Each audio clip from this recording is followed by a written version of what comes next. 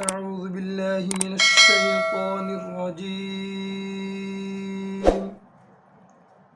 بسم الله الرحمن الرحيم.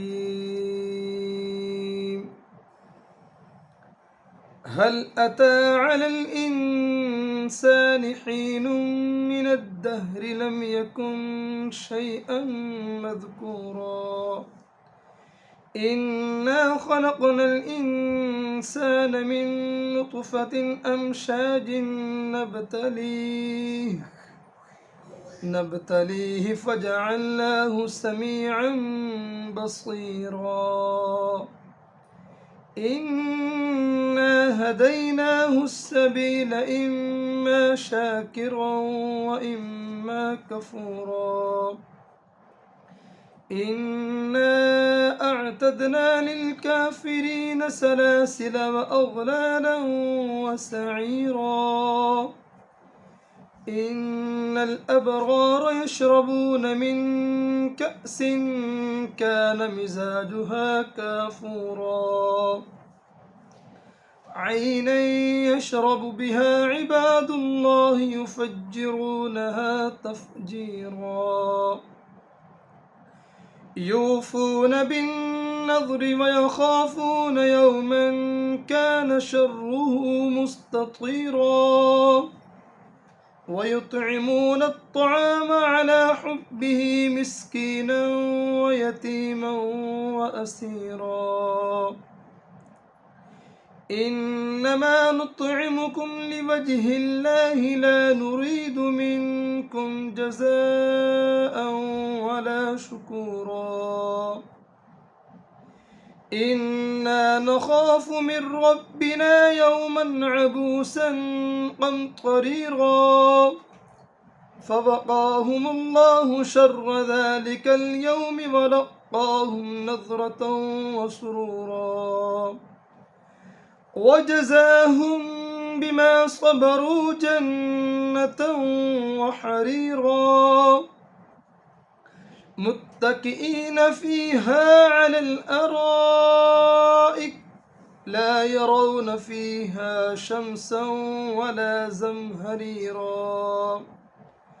ودانية عليهم ظلالها وظللت قطوفها تظليلا ويطاف عليهم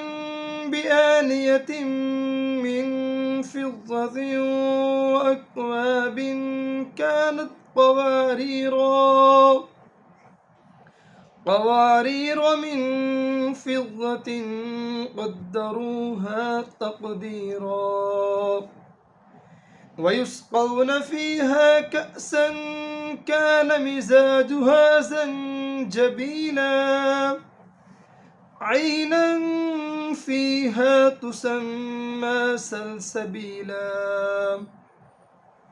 ويطوف عليهم ولدان مخلدون إذا رأيتهم حسبتهم لؤلؤا منثورا وإذا رأيت ثم رأيت نعيما وملكا كبيرا عاليهم ثياب سندس خضر واستبرق وحلوا أساور من فضة وسقاهم ربهم شرابا طهورا إن هذا كان لكم جزاء وكان سعيكم مشكورا إنا نحن نزلنا عليك القرآن تنزيلا فاصبر لحكم ربك ولا تطع منهم آثما أو كفورا واذكر اسم ربك بكرة وأصيلا ومن الليل فاسجد له وسبحه ليلا طويلا إن